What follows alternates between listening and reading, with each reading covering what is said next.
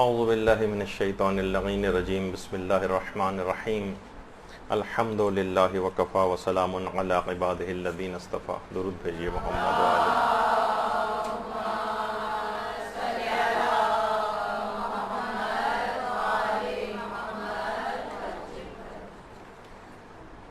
کیونکہ آج سے اگلی اتوار تک جتنے دن گزر جائیں گے اسی میں ولادت امام زمانہ علیہ الصلوۃ والسلام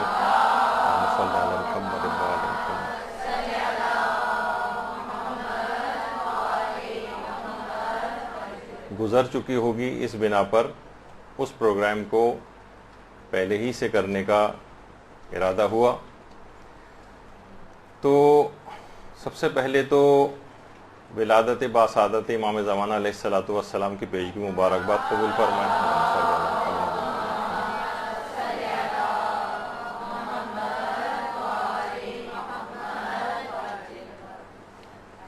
اور دیکھیے جو 15 شعبان امام زمانہ علیہ السلام کی ولادت، اس میں ہم جشن اور خوشی کیوں مناتے ہیں؟ دیکھیے رمضان مکمل ہوتا ہے تو عید الفطر کا جشن اور خوشی منائی جاتی ہے. حج مکمل ہوتا ہے تو عید قربان کی خوشی منائی جاتی ہے. جب دین مکمل ہوتا ہے تو عید غدیر کی خوشی منائی جاتی ہے. اب جس شخصیت کے آنے پر غدیر مکمل ہوگی اس دن کو 15 شعبان کا جشن منایا جاتا ہے. اللہم صلی علی محمد.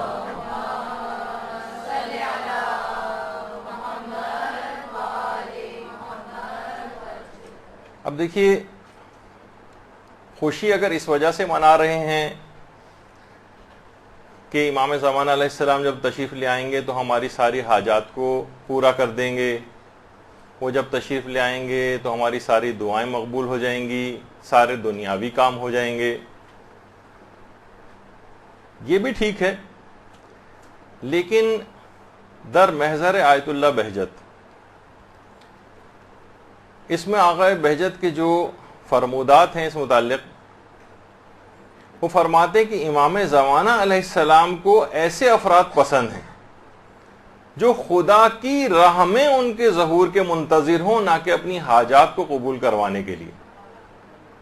اللہ کی راہ میں کہ وہ آئیں گے تو ایک الہی حکومت کا قیام کریں گے اور دین الہی کا نفاذ کریں گے، اسلام کا اس دنیا کے اندر بول بالا ہوگا. اس نیت کے ساتھ اگر کوئی امام زمانہ کا انتظار کر رہا ہے، امام زمانہ کو ایسے افراد پسند ہیں کہ جو کہ خدا کی راہ میں ان کے ظہور کے منتظر ہوں، نہ کہ حاجات کو قبول کروانے کے لیے. اچھا، لوگوں کی نیتیں عام طور پر ہم دیکھتے ہیں کہ واقعی سب اپنی حاجات کے لیے امام زمانہ کو چاہتے ہیں. ہر شخص اپنے اپنے مسائل کے گرداب میں پھنسا ہوا ہے. جن کی شادیاں نہیں ہوئیں وہ شادیوں کے انتظار میں ہیں، جو شادی شدہ ہیں وہ طلاقیں لینے کی فکر میں ہیں، جو بچے ہیں وہ بڑے ہونے کی آرزو میں ہیں، اور جو بڑے ہو گئے ہیں اور بوڑھے ہو گئے ہیں وہ بچپن میں لوٹنے کی فکر میں ہیں.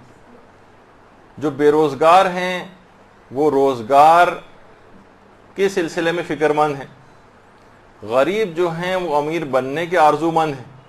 امیر جو ہیں وہ فرصت اور آرام ملنے کی تمنا میں ہیں. عام شخص جو ہیں وہ مشہور ہونا چاہتے ہیں. مشہور لوگ لوگوں سے چھپتے پھر رہے ہیں.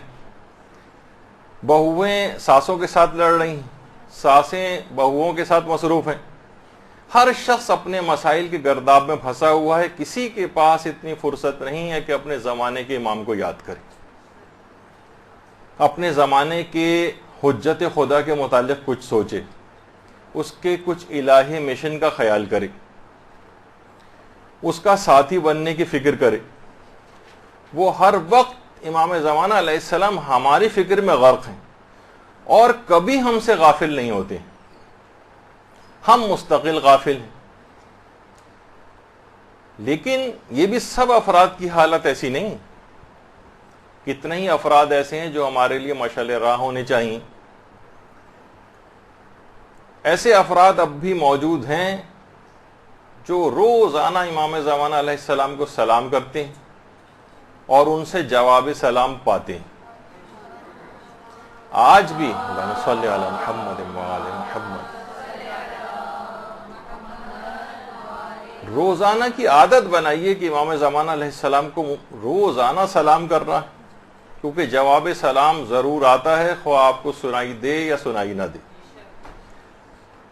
باقاعدہ جو کتاب زمزم عرفان کے نام سے آقا رے شاہری نے لکھی اور آیت اللہ بہجت کے تمام حالات اس کے اندر جمع کیے ہیں، اس میں آیت اللہ بہجت فرماتے ہیں کہ ایک تاجر تھے جو مشہد میں قیام پذیر تھے، اور وہ جو تھے آیت اللہ حسین قمی کے بڑے قریب تھے. اچھا، جس جگہ وہ رہائش پذیر تھے مشہد میں، وہاں ان کے کمرے کی کھڑکی سے روضہ امام رضا علیہ الصلوۃ والسلام نظر آتا تھا. اللہم صلی علی محمد.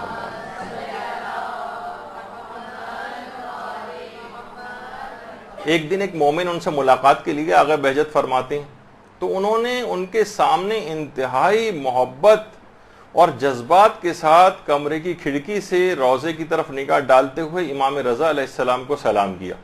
السلام علیکہ یا علی ابن موسیٰ الرضا. وہ مومن حیران رہ گیا کہ اسی وقت ایک جواب سلام سنا گیا. حیرت سے وہ مومن مخاطب ہوا کہ ارے آپ نے سنا، میں نے ابھی ابھی سلام کا جواب سنا ہے. اس تاجر نے کہا میں ہمیشہ سلام کا جواب سنتا ہوں، یہ بزرگ شخصیات ہمیشہ سلام کا جواب دیتی ہیں، البتہ کچھ افراد ایسے ہوتے ہیں کہ جن میں اس کو سننے کی استعداد اور صلاحیت ہوتی ہے اور وہ سن لیتے ہیں، اور بعض افراد سن نہیں پاتے. بالکل ایسے ہی ہمارے امام زمانہ علیہ الصلوۃ والسلام ہیں، ان کو روز یاد کریں، ان کو روز سلام کریں. انشاءاللہ جب ان کی طرف سے جواب سلام آئے گا، یعنی جواباً سلامتی آپ کے لیے آئے گی، تو زندگی کے سارے مسائل حل ہوتے چلے جائیں گے. اللہم صلی علی محمد وعلی محمد.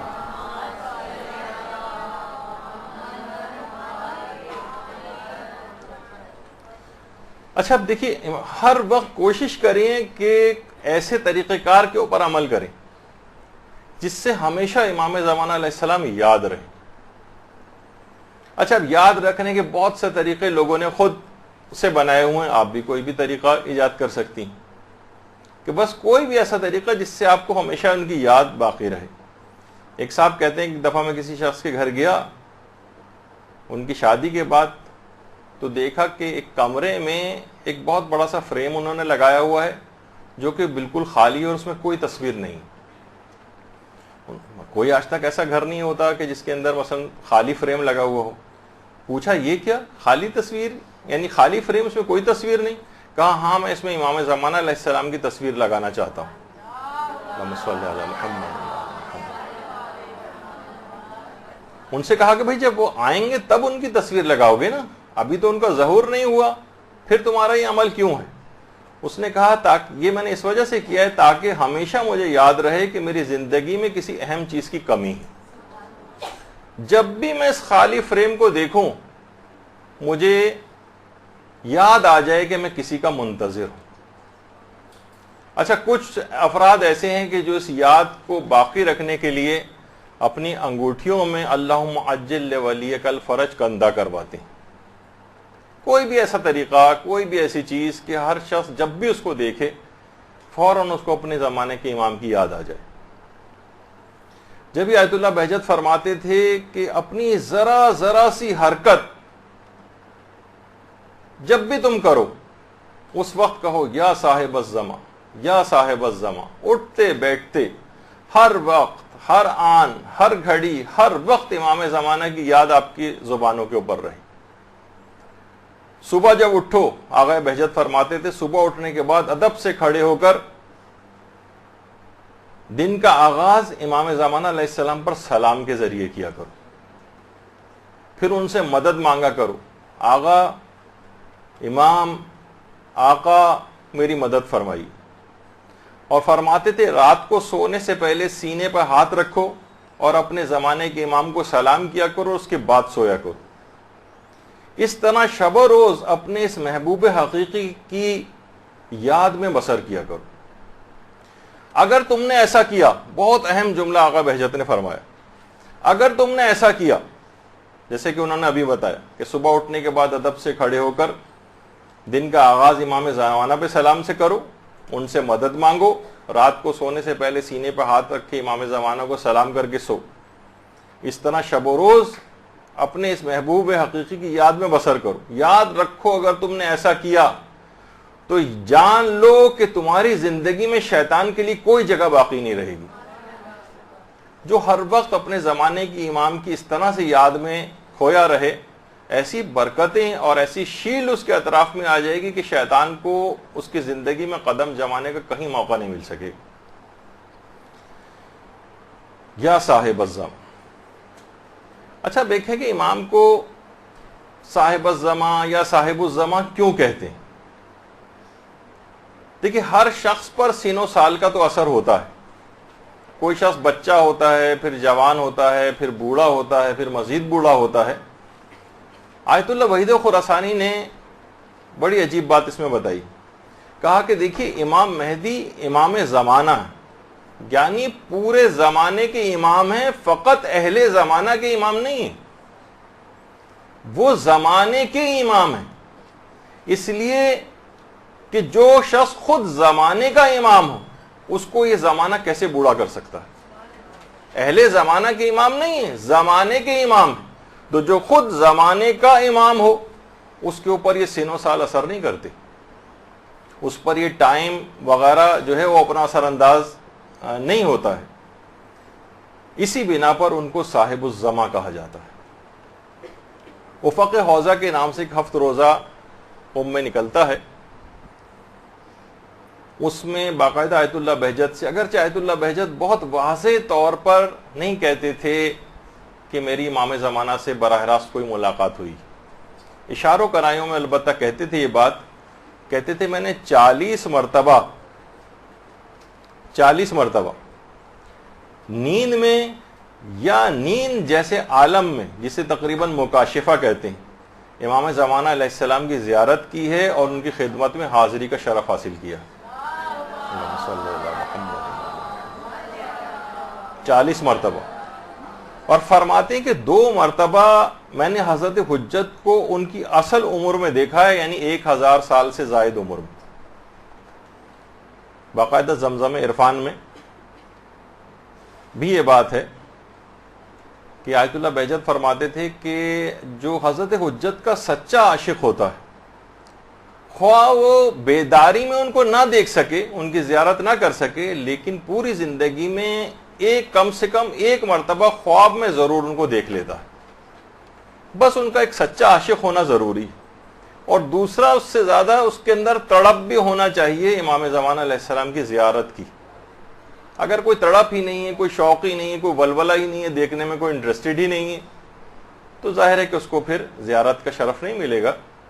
جتنی تڑپ ہوگی اتنی ہی زیادہ اس کے امکانات ہوں گے کہ اس کو امام زمانہ علیہ السلام یا تو براہ راست دیکھ سکے وہ، یا کم سے کم 1 مرتبہ خواب کی حالت میں تو ضرور اس کو زیارت ہو جائے گی۔ اور وہ یہ بھی فرماتے تھے 1 مرتبہ میں نے خواب میں اس طرح سے زیارت کی تھی اور حضرت حجت کو دیکھا تھا کہ ان کی عمر 1000 سال تھی، لمبا قد تھا اور دراز اور گھنی داڑھی تھی، اور دوسری مرتبہ میں نے ان کو ایک 30 سالہ جوان کی صورت میں دیکھا تھا، لیکن 30 سالہ جوان کی صورت میں دیکھنے کے باوجود احساس ہوتا تھا کہ ان کی عمر 1000 سال سے زائد ہے۔ تو کوئی بھی طریقہ کار امام زمانہ علیہ السلام کو سلام کرنے کا، جیسے آپ نے دیکھا کہ انہوں نے اپنی تصویر لگائی ہوئی تھی، انگوٹھی پہ لکھ کے لگایا ہوا تھا، ہر وقت ایسی چیزیں، جب علماء کہتے ہیں کہ امام زمانہ کی یاد کا ایک طریقہ یہ بھی ہے کہ آپ اپنی اولادوں کے نام امام زمانہ علیہ السلام کے نام پر رکھیں، ان کے القابات کے اوپر رکھیں ان کے نام، اسی طرح سے اپنے اداروں کے نام ان کے نام پر رکھیں، اور خدا کا شکر ہے کہ آپ جس ادارے کے اندر اس وقت ہیں اور یہ بھی انہی کے نام نامی کے ساتھ مدرسۃ القائم کے نام سے امام زمانہ کا ہی ایک لقب ہے، اس لحاظ سے یہ سعادت حاصل ہوئی ہے۔ اور یاد رکھنے کے اور بھی بہت سارے طریقے ہیں، ہم خود دیکھتے ہیں جب انٹرنیٹ پہ کوئی چیز سرچ کر رہے ہوتے ہیں تو اس وقت کچھ ایرانی سائٹس کے اوپر خاص طور پہ یہ دیکھا ہے کہ مثلا سائٹ اس وقت تک اوپن نہیں ہوگی جب تک کہ ایک خاص جگہ کے اوپر لکھا ہوا ہوتا ہے کہ اس جگہ کو کلک کریں اور امام زمانہ علیہ السلام پر درود پڑھتے ہوئے کلک کریں. اللہم صلی علی محمد و علی محمد.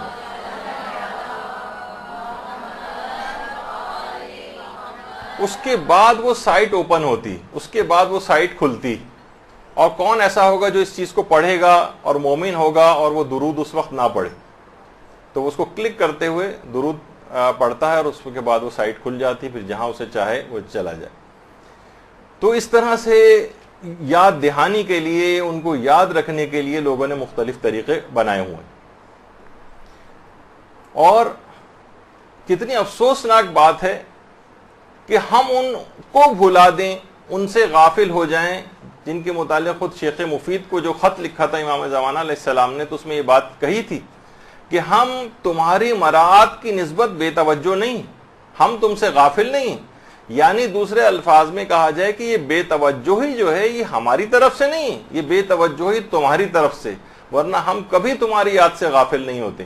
اور اگر ایسا ہوتا کہ ہم تمہاری یاد سے غافل ہو جاتے تو تم پر بلائیں اپنا ہجوم کر لیتی, تم پر بلائیں نازل ہو جاتی.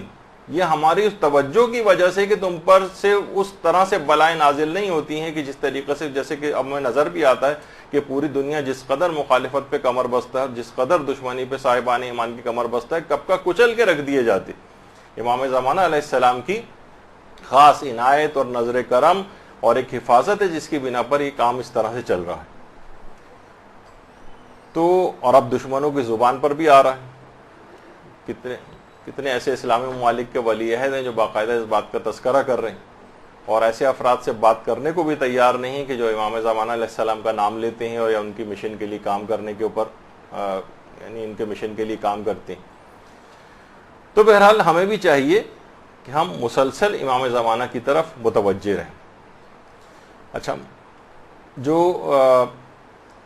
جب کبھی ایسا موقع پیش آ جائے, ایک تو صرف ایک کہ جسمانی حفاظت آپ نے سنی, علمی طور پر بھی رہنمائی کے لیے ظاہر ہے کہ طالبات ہیں اور ہر شخص کو ایک دینی طالب علم کے طور پر تو ہونا ہی چاہیے. کبھی ایسی مشکلات میں علم کے لحاظ سے کوئی رہنمائی درکار ہو تو علماء کی بھی سیرت میں رہی ہے یہ بات کہ وہ بھی رہنمائی ان سے حاصل کرتے ہیں. تو باقاعدہ مجلہ نور علم کے نام سے جو اس کا چوتھا شمارہ ہے اس میں آقا ناصر باقری, یہ بھی ایک اسکالر ہیں, انہوں نے حوزہ علمیہ کے استاد ایک آیت اللہ شیخ محسن حرم پناہی, ان کے متعلق یہ بات لکھی ہے کہ ابتدا ہی سے علم دین کا بہت شوق تھا. جب عالم دین نہیں ہوئے تھے اور ابھی تعلیم حاصل کرنے جانا چاہتے تھے, اتنا شوق تھا, اپنے والد سے بار بار کہتے تھے کہ بابا جان مجھے علم دین حاصل کرنے کے لیے مدرسے جانے کی اجازت دے دیں. والد ان کے بہت مخالف تھے, کہتے تھے دیکھو اگر ایسا تم کرو گے دینی طالب علموں کا کوئی پرسان حال نہیں ہوتا ہے, کوئی ان کے اخراجات نہیں اٹھاتا ہے, قسمہ پرسی کی زندگی ساری زندگی گزارنی پڑے گی, اتنا بے حال رہنا پڑے گا, کوئی تمہاری مدد کو نہیں آئے گا, اور مجھ سے بھی تم ایک پیسے کی توقع نہ رکھنا. اگر تم اس طور پر میری نافرمانی کرتے ہوئے اگر جاؤ گے تو میری طرف سے ایک پیسہ نہیں ملے گا. کہا کہ بابا مجھے منظور ہے آپ مجھے ایک پیسہ نہ دیں لیکن مجھے جانے کی اجازت دے دیں. بالآخر ان کے والد نے اجازت دے دی. یہ اصفہان آئے آیت اللہ شیخ محسن حرم پناہی, اور مدرسے میں اس زمانے میں داخلہ لے لیا. اتنی سردی ہوتی تھی, نہ کمرے میں کوئی ہیٹر تھا, حتیٰ کہ کوئی بستر اور وہ تک نہیں تھا کہ کوئی چادر سی زمین کے اوپر بچھائی جا سکے. اسی ٹھنڈے فرش کے اوپر لیٹ کر ہی اپنی راتیں بسر کرتے تھے اور تعلیم دین حاصل کرتے تھے. انتہائی سختی میں اس زمانے میں گزارا کیا جاتا تھا مدارس کے اندر. اور آج تو ہم 10 اے سی بھی لگے ہوتے ہیں اور اس کے بعد بھی کوئی پڑھنے کو تیار نہیں ہوتا ہے. تو والد, ایک دن کیا ہوا, والد نے ایسی سرپرائز وزٹ کیا ان کے مدرسے کہ دیکھو ذرا میرے بیٹے کی حالت ہے, پیسہ تو میں بھیجتا نہیں ہوں اس کو, کوئی کیسے گزارا کر رہا ہے. تو دیکھا کہ واقعتاً زمین کے اوپر بیٹھے ہوئے ہیں, نہ کوئی چادر ہے نہ کچھ ہے, اسی کے اوپر ٹھنڈی زمین کے اوپر بیٹھ کے پڑھتے ہیں. کہا بیٹا میں کہتا نہیں تھا تم کو کہ دیکھو علم دین حاصل کرنا, دینی طالب علم نہ بننا کبھی بھی, ورنہ یہ بھوک افلاس اور محرومیت کی تمہارے دامن گیر رہے گی اور کوئی پرسان حال نہیں ہوگا, کوئی تمہاری مدد نہ کرے گا. والد ڈانٹ ڈپٹ کے چلے گئے، یہ سخت متاثر ہوئے اور بے ساختہ رو کر اپنے زمانے کے امام کو پکارا، کہا کہ مولا امام زمانہ علیہ السلام میری مدد فرمائیے تاکہ یہ نہ کہا جا سکے کہ تمہارا کوئی مولا نہیں، ان دینی طالب علموں کا کوئی مولا نہیں۔ کہہ رہے ہیں ابھی چند، خود آیت اللہ شیخ محسن حرم پناہی کہتے ہیں چند منٹ نہیں گزرے تھے کہ دروازے کے اوپر دستک ہوئی، یہ دروازے پر گئے تو دیکھا کہ نورانی شخصیت دروازے پر کھڑی ہوئی ہے، اللہم صلی علی محمد و علی محمد۔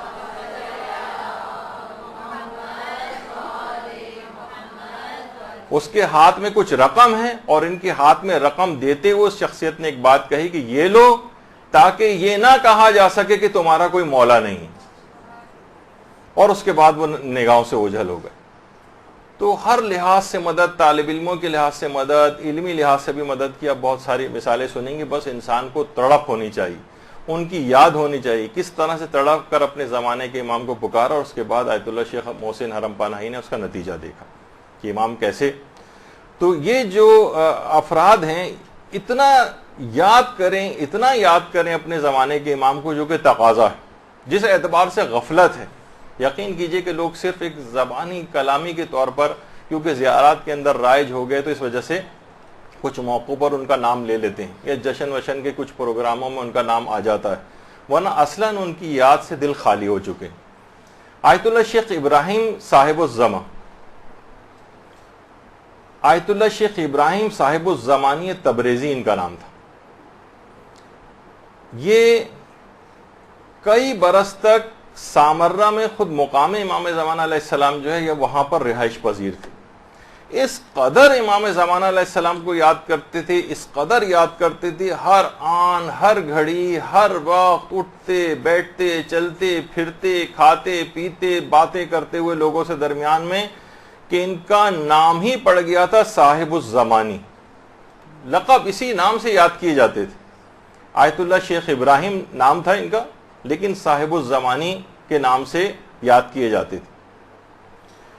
تو اس طرح سے ایک یاد امام زمانہ علیہ السلام کی ایک دیوانہ وار لوگوں کے اندر ہو، تاکہ دیگر لوگ بھی متوجہ ہوں۔ جتنا امام کا نام لیا جائے گا اتنا غافل افراد ان کی طرف متوجہ ہوں گے، ورنہ آپ نام نہیں لیں گے، ان کا تذکرہ نہیں کریں گے، لوگ بھی اپنے زمانے زندگیاں گزر رہی ہیں، عیش و عشرت، مال دولت لوگوں کے پاس زیادہ آ گیا ہے، وسائل پورے ہو گئے ہیں، اتنی زیادہ مشکلات زندگیوں کے اندر بظاہر نظر نہیں آ رہی ہیں، تو امام زمانہ کی ایک لحاظ سے لگتا ایسا ہے کہ ضرورت نہیں ہے کوئی، ان کے بغیر بھی گزارا ہو رہا ہے معاذ اللہ۔ تو البتہ ایک جو بات اب بتانے جا رہا ہوں اس کا میرے پاس کوئی معتبر حوالہ تو نہیں، لیکن بہت سی جگہوں کے اوپر ایسے ہی لکھا ہوا دیکھا ہے کہ آیت اللہ بہجت کے زیر مطالعہ قرآن ہوا کرتا تھا، جس کے حاشیے کے اوپر یہ انہوں نے اپنے ہاتھ سے ایک چیز لکھی تھی کہ ایک عمل ہے کہ جو کہ فجر کاذب اور فجر صادق، یعنی سمجھیں کہ وہ 5-7 منٹ کا نماز فجر سے پہلے کا جو وقت ہے، جو اس وقت کے دوران، یعنی سمجھیں نماز فجر سے 5-7 منٹ پہلے ایک خاص طریقہ کار سے اس عمل کو کرے جو بھی بتانے والا ہوں، تو اس کی ہر خواہش پوری ہوگی، خواہ اس میں سے ایک خواہش اور ایک حاجت امام زمانہ علیہ السلام سے ملاقات ہی کی کیوں نہ ہو۔ اللہم صلی علی محمد و علی محمد۔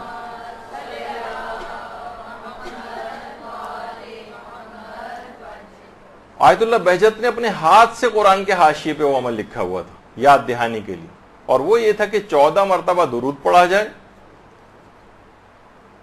اس کے بعد 40 مرتبہ یا صاحب الزمان ادرکنی یہ کہا جائے، اور پھر 14 مرتبہ درود پڑھا جائے، یعنی 14 مرتبہ اول و آخر درود اور 40 مرتبہ درمیان میں یا صاحب الزمان ادرکنی۔ اس کی ہر خواہش پوری ہوگی، جن میں سے ایک خواہش اگر وہ یہ بھی کرے کہ میری امام زمانہ علیہ السلام سے ملاقات ہو جائے، تو یہ خواہش بھی اس کی پوری ہو جائے گی۔ فجر کی نماز کے اول وقت سے 5-7 منٹ پہلے کا جو ٹائم، یعنی صبح کاذب سے لے کر صبح صادق کے درمیانی ٹائم میں اگر اس عمل کو کرے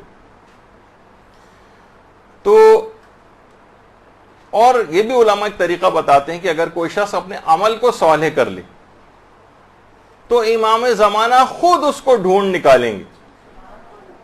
اپنا تم عمل تو صالح کر لو, اپنا عمل تو نیک کر لو, ان کے احکام کے مطابق زندگی تو گزارو, تمہیں امام زمانہ کو تلاش کرنے کی نوبت نہیں آئے گی. امام زمانہ علیہ السلام تم کو خود ڈھونڈ کر تمہارے پاس پہنچ جائیں گے. گناہوں سے بھرپور زندگی میں ان کی چہرہ انور کی سعادت کی توفیق وہ ممکن ہے کہ ہاتھ سے نکل جائے. آیت اللہ بہجت نے جو 700 نقطے کی ان کی جو کتاب آئی ہے در محضر آیت اللہ بہجت اور کئی والیوم کے اندر, اس کے دوسرا جو والیوم ہے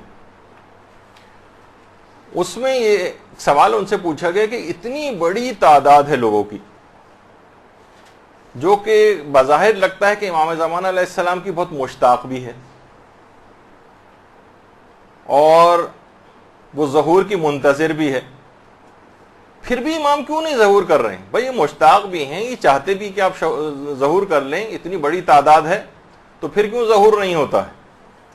تو آیت اللہ بہجت نے فرمایا ہو سکتا ہے کہ 40 کروڑ افراد بھی ان کے نام لیوا ہوں لیکن تب بھی امام ظہور نہ کریں, کیونکہ اگر وہ آ بھی گئے, دیکھیے یہ جملہ ہے جو کہ لوگوں کے اصلاح کے لیے انہوں نے کہا ہے, اگر وہ آ بھی گئے تو ان کے ساتھ وہی سلوک کیا جائے گا جو ان کے پاک اور طاہر اجداد کے ساتھ کیا گیا.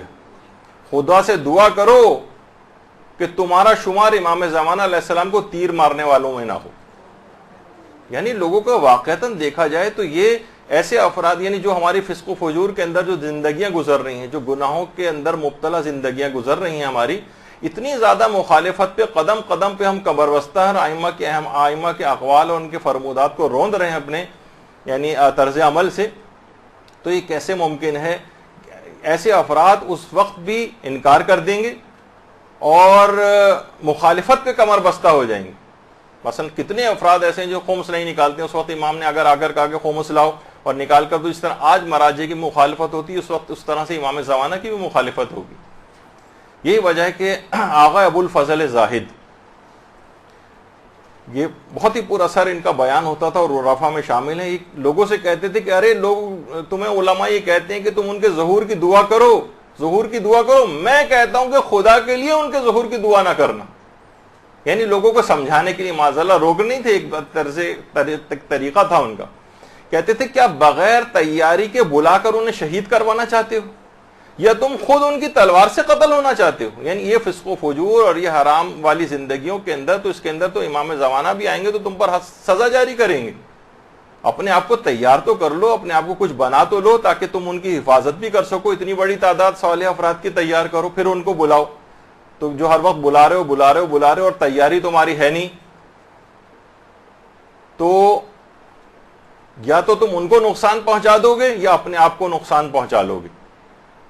تو لہٰذا پہلے مکمل تیاری کرو اور اس کے بعد پھر کہنا کہ الاجل کہ امام تشریف لائیے. صرف قصیدے وغیرہ پڑھنے سے اس چیز کا پیٹ نہیں بھرے گا کہ آپ نے وہ ریکوائرمنٹ پوری کر لی ہے, اس کے لیے عمل کو بہتر بنانا پڑے گا.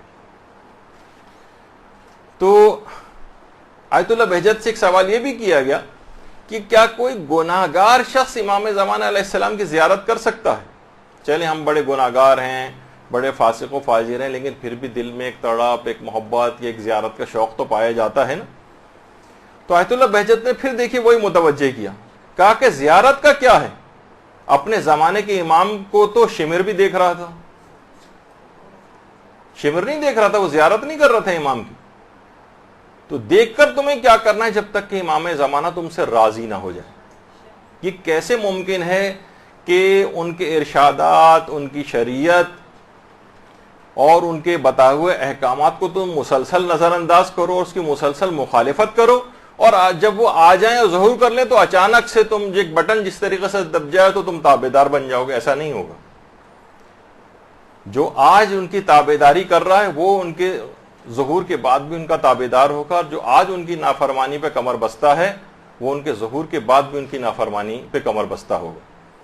اور اس لحاظ سے دیکھا جائے تو علماء فرماتے ہیں کہ ذمہ داریوں کے اعتبار سے ظہور اور غیبت میں کوئی فرق نہیں.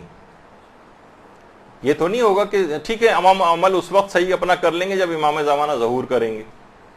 نہیں, غیبت اور ظہور, بلکہ غیبت کے اندر جتنا پابندی کے ساتھ اس کا اجر و ثواب بھی بہت زیادہ ہے اور اس کی اس کی اہمیت بھی بہت زیادہ ہے کہ غیبت کے اندر اپنے عمل کو صحیح کرنا. تو ظہور اور غیبت میں اس لحاظ سے کوئی فرق نہیں. اور لوگ کہتے ہیں بھائی ان کی زیارت ہوگی ان کی، تو اس زمانے میں بھی جب امام زمانہ علیہ السلام ظہور کر لیں گے تو کون سا پوری دنیا میں 5-6 ارب افراد تو کم سے کم ہوں گے. کون 5-6 افراد روزانہ کے بنیاد پر ان کی خدمتوں میں ہر وقت رہیں گے.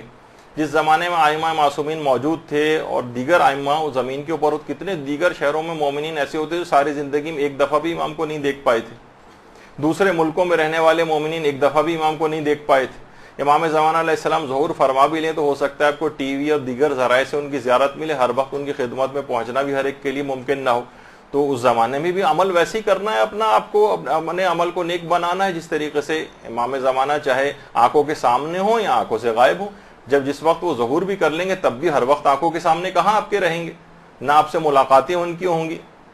تو اس لحاظ سے اس بات کی بڑی اہمیت ہے کہ اپنے عمل کو انسان بہتر بنائے اور اس بات کا انتظار فقط نہ کرتا رہے کہ امام زمانہ جب آئیں گے اور ظہور کریں گے تو پھر دیکھا جائے گا اور پھر ہم اپنے عمل کو اچھا بنا لیں گے. نہیں، ایسا نہیں. اور یہی وجہ ہے کہ علماء فرماتے ہیں کہ اللہ سے تعلق اور ارتباط کا طریقہ اصلاً امام زمانہ علیہ السلام کی اطاعت ہے.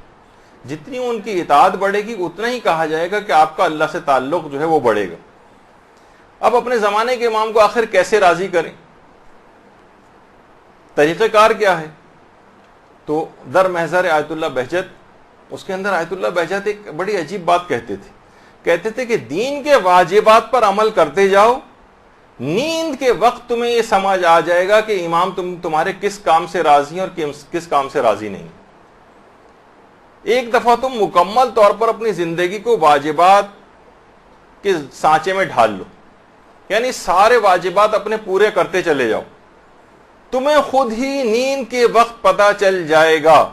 اس کی وضاحت نہیں کی انہوں نے، لیکن ہو سکتا ہے اس سے مراد یہ ہو کہ انسان ایک اسلام بھی تقاضا کرتا ہے کہ سونے سے پہلے روز اپنا محاسبہ کرے، میں نے کیا آج بہتر کام کیے، کون سے میں نے برے کام کیے، تاکہ اگلے دن اس میں بہتری لائی جا سکے، اپنے گناہوں کی توبہ کی جا سکے، غلطیوں کو دہرایا نہ جا سکے.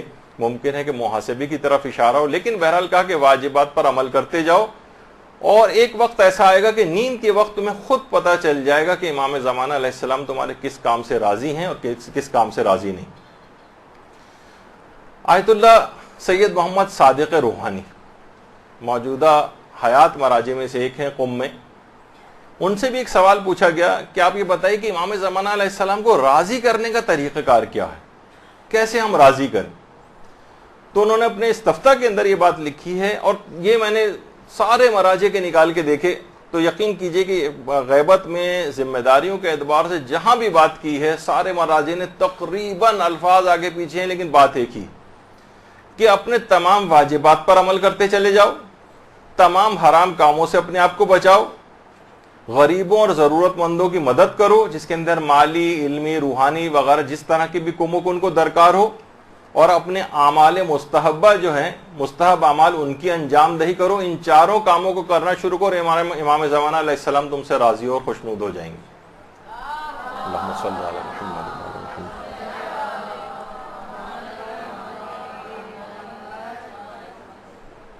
اور یہی آیت اللہ صادق روحانی، ان سے ایک دفعہ یہی پوچھا گیا کہ امام زمانہ علیہ السلام کے سب سے زیادہ قریب ہونے کی راہ کیا ہے،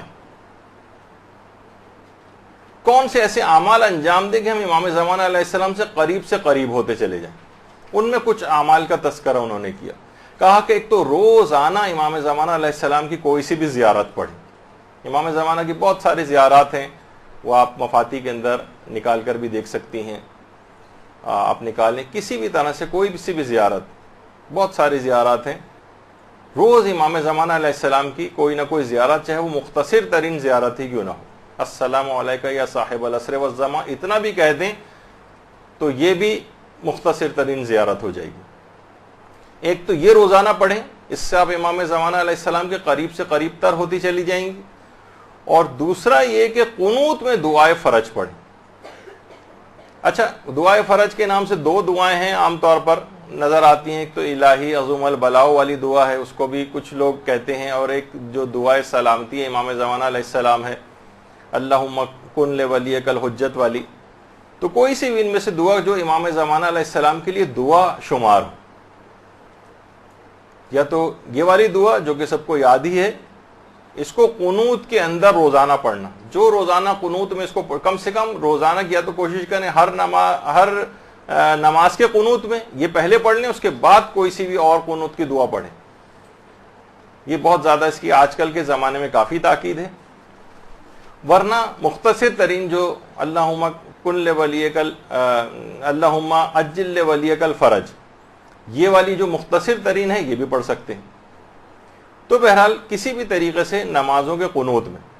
اور آیت اللہ علی آقا قاضی تو ایک جملہ اور فرماتے تھے کہ امام زمانہ علیہ السلام سے اگر کوئی ارتباط اپنا برقرار کرنا چاہتا ہے تو وہ نماز شب میں جو نماز وتر ہوتی ہے اس کے قنوت میں دعائے فرج پڑھے، بلکہ ہر روزانہ پڑھے، بلکہ اپنی ہر دعا میں دعائے فرج کو شامل کر لے. یعنی آپ کو عمومی دعائیں بھی اپنی کرنی ہو، مثلا کوئی سی بھی گھریلو ٹائپ کی کوئی دعا، اور شادی کی دعا، اور اولاد کی دعا، اور بیماری سے دور ہونے کی دعا، کوئی سی بھی دعا کریں اس سے پہلے دعائے فرج ڈال دیں اس میں. اس دعائے فرج کی برکت سے امام زمانہ علیہ السلام کے لیے دعا کر رہے ہیں، وہ تو پروردگار کو قبول کرنی، اس میں تو تمام موانعات مفقود ہو جاتے ہیں. علماء کہتے ہیں جس وقت امام زمانہ کے لیے آپ دعا کرتی ہیں نا تو تمام رکاوٹیں جو دعا کی قبولیت میں بنتی ہیں، مانع ہوتی ہیں، وہ ساری کی ساری رکاوٹیں دور ہو جاتی ہیں امام کے لیے دعا کرنے کے نتیجے. اور خدا کی ذات اس بات سے بہت زیادہ کہیں زیادہ کریم ہے کہ وہ امام زمانہ کے لیے کی گئی دعا کو تو قبول کر لے، اور جو اس کے ساتھ لگی ہوئی دعا ہے اس کو رد کر دے. بہت مشکل ہے، پروردگار کی صفت کریمیت جو ہے اس سے بہت بعید ہے یہ بات. تو یہ والی دعا ہر دعا کے ساتھ اس کو لگا لیں. تو فرماتے ہیں کہ اس طرح سے آپ امام زمانہ علیہ السلام کے بہت قریب ہوتے چلے جائیں گے. اور آیت اللہ صادق روحانی ایک بات اور فرماتے ہیں، وہ یہ فرماتے ہیں کہ اپنے اعمال اور اپنی عبادات کو مستقل طور پر حضرت حجت کو ہدیہ کرنے کی عادت ڈال لیں. یہ حضرت حجت سے قریب ہونے کا بہت بہترین ذریعہ. اور اگر آپ نے فرماتے ہیں کہ اگر آپ نے اس کی عادت ڈال لی تو کچھ ہی عرصے میں آپ کو خود احساس ہو جائے گا کہ آپ امام زمانہ علیہ السلام کے بہت قریب آ گئے. اپنے اعمال کو، جو بھی آپ اعمال انجام دیتی ہیں نیک اعمال، اب مثلا آپ نے نماز پڑھی، امام زمانہ کو ہدیہ کر دیا اس کا ثواب. آپ نے روزہ رکھا، چاہے واجب روزہ رکھا چاہے مستحب روزہ رکھا، امام زمانہ علیہ السلام کو ہدیہ کر دیا. اور نیت یہ رکھیں کہ مثلا یہ جو میں ہدیہ کر رہے ہوں گے امام زمانہ علیہ السلام، یا اس میں 4 معصومین کو بھی آپ ایڈ کر لیں، شہدائے کربلا کو بھی ایڈ کر لیں، اور کہیں کہ نیت دل میں یہ ہو کہ میں ان کو ثواب ہدیہ کر رہی ہوں، اور ان کو ہدیہ کرنے کا بھی جو ثواب ہے، یعنی یہ جو ثواب ہدیہ ان کو کیا، اس میں ان کی بارگاہ سے جو ثواب اور فائدے مجھے ملیں گے وہ میں اس کو تمام کائنات کے شیعوں کے اوپر، اپنے مرحوم رشتہ داروں پر، سب کے اوپر میں اس کو تقسیم کرتی ہوں. اللہم صلی علی محمد.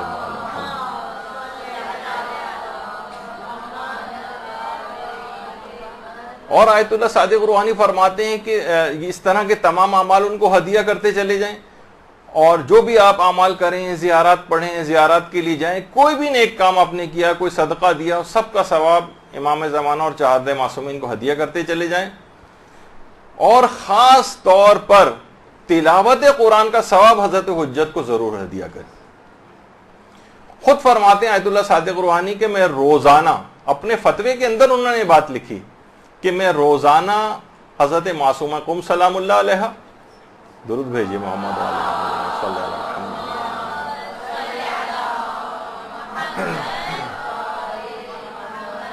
اور امام رضا علیہ الصلوۃ والسلام،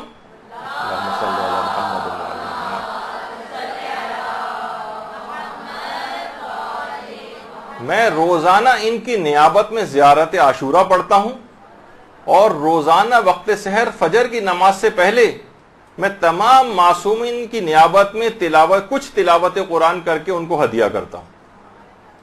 قرآن کو اور امام زمانہ علیہ السلام کا بہت ہی قریبی تعلق ہے. یہی وجہ ہے کہ امام زمانہ علیہ السلام کا ایک لقب شریک القرآن بھی ہے. جب بھی آپ زیارت میں بھی کہتی ہیں نا السلام علیکہ یا شریک القرآن.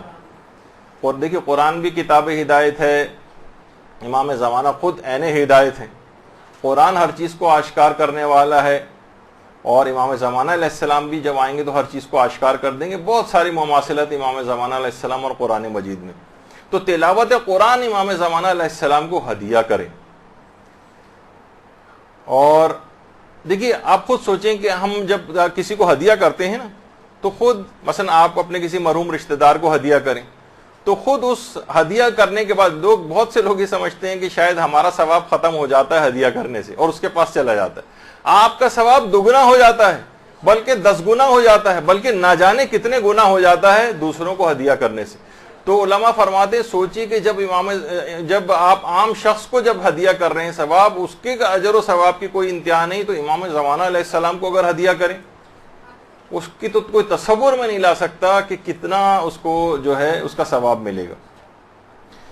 اور باقاعدہ مکیال المکارم میں بھی آیت اللہ تقی اصفہانی نے اس واقعے کو لکھا ہے اور رسول کافی سے اس کو نقل کیا ہے کہ ایک شخص آیا امام کے پاس, امام موسیٰ کاظم علیہ السلام کی خدمت.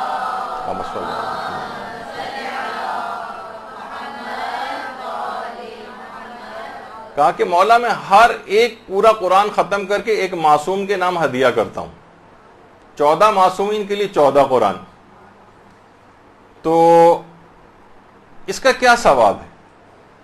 امام نے فرمایا تم قیامت میں ان ہستیوں کے ساتھ رہو گے.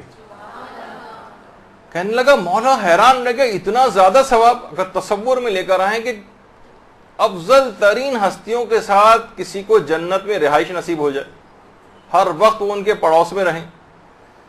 کہا کہ مولا اتنا زیادہ ثواب؟ امام موسیٰ کاظم علیہ السلام نے روایت میں 3 مرتبہ فرمایا ہاں ہاں ہاں ان کے ساتھ تم جو ہے جنت میں رہو گے.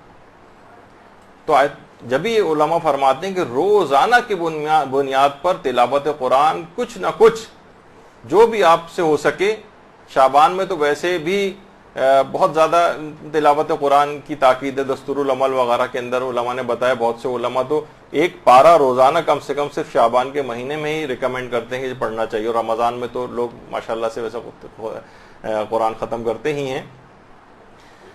تو اس طرح سے امام زمانہ علیہ السلام کی خدمت. تو یہ بھی آیت اللہ صادق روحانی سے انہوں نے بلکہ اس بات کو ذکر کیا کہ دیکھیے اگرچہ دیدار امام زمانہ علیہ السلام ان کے چہرے کی زیارت بالا ترین افتخار ہے, اس میں کوئی شبہ نہیں, لیکن فرماتے ہیں اس سے آگے کی بھی کچھ منزلوں کی طرف مومنین کو جانا چاہیے.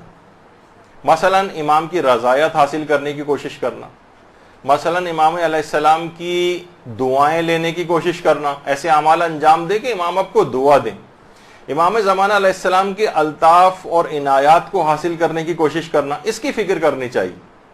اور فرماتے ہیں اس کے لیے لازمی شرط ہے کہ انسان اپنے نفس کو پاکیزہ بنائے, اخلاق حسنہ سے اپنے آپ کو آراستہ کرے, اس کے بغیر اس راہ کو حاصل کرنا بہت مشکل ہے.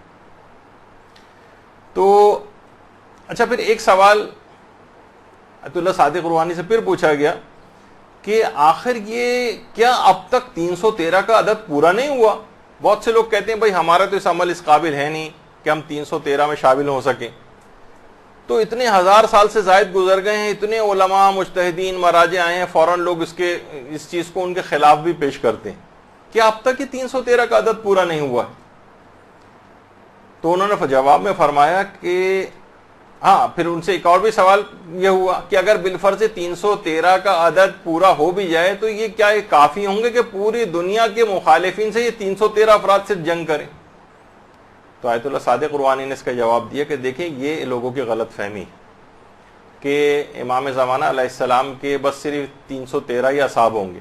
فرمایا یہ اولین گروہ کی طرف اشارہ ہے, جو امام کی صرف پہلی آواز کے اوپر جو افراد پہنچیں گے وہ انتہائی خاص الخاص افراد ہوں گے, وہ اولین گروہ ہے, اور اس کے بعد روزانہ کی بنیاد پر اس میں بتدریج اضافہ ہوتا چلا جائے گا. تو آپ کو کوشش کرنی چاہیے کہ چلیں, آپ کو یہ ہے نا کہ پہلے دن والے جو پہنچنے والے 313 افراد ہیں ان میں اگر آپ کا شمار نہیں ہو رہا ہے تو اس کے اگلے دن والے میں شمار ہو جائیے, اس سے پرسوں والے اگلے جو دن آئے گا اس میں شمار ہو جائیے, اس کے ایک ہفتے بعد والے میں شمار ہو جائیے. یہ مسلسل بڑھتا چلا جائے گا. 313 افراد تو وہ جرنیل ہیں جو امام زمانہ کی فوج کے کلاس سے سپہ سالار ہیں, اس میں اگر کوئی شخص شامل نہیں ہو سکے تو کوئی بات نہیں, امام زمانہ کو اس کے بعد اور بھی بہت سارے افراد کی ضرورت پیش آئی, آپ اس میں شامل ہو جائیے. لیکن یہ اولین گروہ کا تذکرہ ہے, فقط یہ نہیں کہ منحصر ہو گیا یہ عدد یہ کچھ خاص الخاص افراد کے لیے, لیکن عام افراد ان کی فوج وہ بے شمار ہوگی, اس کے اندر شامل ہوا جائے گا. دیکھیے لوگ وہی جیسے اس سے پہلے بات ہو رہی تھی کہ وہ سوچتے ہیں کہ جب امام زمانہ علیہ السلام آئیں گے تو ٹھیک ہے، اس وقت ہم عمل صالح اور نیک بن جائیں گے۔ اعمال صالحہ کے ساتھ انتظار کرنے کا فائدہ ہے، اور اگر اعمال صالحہ کا انتظار کرتے ہوئے کوشش کریں کہ اس دنیا سے رخصت ہو، انتظار کریں نیک بننے کے ساتھ۔ تفسیر برہان کے اندر باقاعدہ، جو کہ بحار الانوار کی 36ویں جلد میں بھی یہ روایت موجود ہے، تفسیر برہان میں بھی، کہ ہمارے چھٹے امام امام جعفر صادق علیہ الصلوۃ والسلام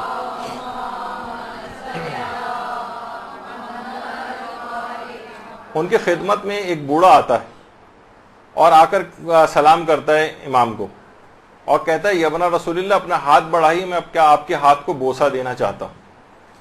امام نے اپنا ہاتھ دیا، اس نے امام کے ہاتھ کا بوسہ لیا، اس کے بعد زار و قطار اس بوڑھے نے رونا شروع کر دیا۔ امام نے کہا کہ تم رو کیوں رہے ہو؟ کہا کہ مولا 100 سال سے زائد میری عمر ہو چکی ہے اور میں قائم آل محمد کا انتظار کر رہا ہوں۔ آئمہ پیغمبر سے لے کر دیگر آئمہ تک مسلسل امام زمانہ کا اتنا ذکر کرتے تھے، اصحاب کے اندر وہ تڑپ پیدا ہو گئی تھی ان کو دیکھنے کی۔ مولا 100 سال سے زائد میری عمر ہو گئی ہے اور میں قائم آل محمد کا انتظار کر رہا ہوں، میری عمر اتنی زیادہ ہو گئی ہے، میری ہڈیاں کمزور ہو گئی ہیں، میں موت کے قریب پہنچ گیا ہوں، اور جس کی آرزو کی تھی اسے نہیں پا سکا ہوں، اور میں یہ بھی دیکھ رہا ہوں کہ آپ شدید مشکلات میں ہیں، آپ کا دشمن خوشحال ہے، لہذا مولا میں کیوں نہ رہوں۔ امام نے اس کی بات سنی تو خود امام کی آنکھوں میں بھی آنسو آ گئے اور کہا کہ اے مرد بزرگ، اگر تو اس حال میں زندہ رہا اور ہمارے قائم کو دیکھ لیا تو تیرا مرتبہ بہت اعلیٰ ہوگا، اور اگر تجھے موت آ گئی تو روز قیامت تو رسول خدا کے ساتھ محشور ہوگا۔ اللہم صلی علی محمد۔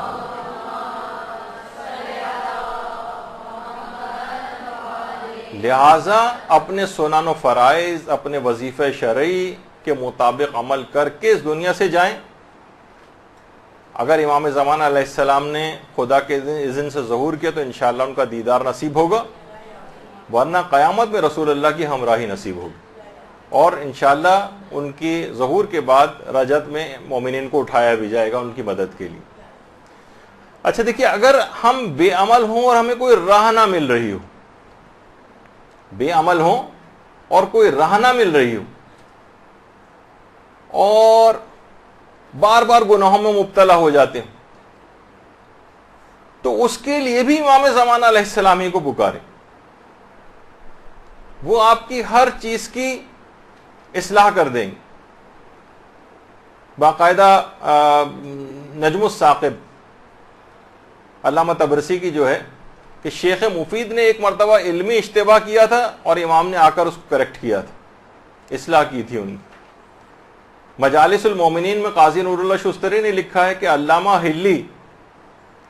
ہلی نے ایک رات میں وہ پوری کتاب امام زمانہ علیہ السلام نے لکھوا دی تھی، اور جس کو اگلے دن ان کو واپس کرنا تھا اور جواب لکھنا تھا، اتنا تفصیل کا موقع نہیں ہے۔ اور یعنی امام زمانہ اس طرح سے مدد کے لیے فوراً ہر مومن کی مدد کے لیے ہر وقت تیار ہے۔ آیت الحق کے نام سے جو کتاب لکھی گئی ہے، جس میں آیت اللہ علی آقا قاضی کی کچھ حالات زندگی تحریر، اس میں آقا سید ہاشم رضوی ہندی کشمیری، کشمیر سے ان کا تعلق تھا، ایک لحاظ سے انڈیا سے تعلق تھا،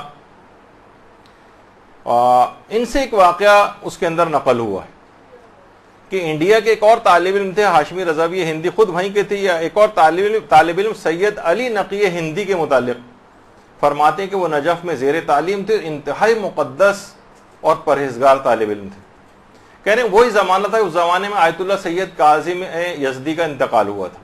اچھا، آیت اللہ ایکسٹریم سیدھے ہاتھ کے اوپر آپ کو نظر آ رہے ہیں، یہ آیت اللہ ہاشم رضوی ہندی ہیں، اور درمیان میں آیت اللہ میر جہانی ہیں۔ یہ خود انتہائی آیت اللہ ابو الحسن اصفہانی کے بہت قریبی افراد میں ان کا شمار ہوتا تھا، بلکہ ان کے دوستوں میں شمار ہوتا تھا آیت اللہ میر جہانی کا۔ اور ان کی خصوصیت یہ تھی کہ جب بھی مجلس پڑھنے کے لیے جاتے تھے، جب تک کہ بحار الانوار کی 110 جلدیں مکمل نہیں پڑھ لیتے تھے تب تک مجلس پڑھنے نہیں جاتے تھے۔ بہت مقدس علماء، ہمارے کہکشاں ایک علماء کی۔ تو ہاشم رضوی ہندی یہ خود بڑے عرفا میں ہیں، تو یہ فرماتے ہیں کہ اسی زمانے میں آیت اللہ سید کاظم یزدی کا انتقال ہوا تھا، اور ایک ساتھ ہی بہت سے مراجع انتقال کر گئے تھے، جس میں آیت اللہ مرزا محمد تقی شیرازی بھی تھے۔ یہ دونوں مراجع کا جب انتقال ہو تو اس کے بعد اچانک سے بہت سارے نام آ گئے تقلید کے حوالے سے، اور لوگ تھوڑے سے کنفیوز ہو گئے کہ ان میں سے کس کی تقلید کریں۔ تو وہ جو طالب علم تھے سید علی نقی ہندی، وہ بڑے پریشان ہوئے، دماغی طور پر بہت مضطرب ہوئے کہ آخر میں ان میں سے کس کی تقلید کروں، اور بات واضح نہیں ہو رہی تھی۔ بہت سارے رسالے عملیہ آ گئے تھے، سوچا کہ میں اپنے زمانے کے امام سے توسل کرتا ہوں، اور اس کے بعد انہوں نے مسجد سہلا میں باقاعدہ 40 روز کا ایک عمل کیا۔ مسجد سہلا کا ایک خاص عمل ہے 40 روز کا۔ اس زمانے میں، اب تو خیر بہت پرشکو ہو گئی، اس زمانے میں مسجد سہلا تقریباً ایسی ہوا کرتی تھی۔ کہہ رہے ہیں ابھی 40 روز کا میں نے عمل کیا تھا، 40 روز پورے نہیں ہوئے تھے کہ مقام امام زمانہ جو ہے وہاں پر اس کے گوشے سے ایک تیز روشنی نمودار ہوئی، اور مجھے دل کو ایک اطمینان سا ہو گیا کہ یہ نور امام زمانہ علیہ السلام کا نور ہے۔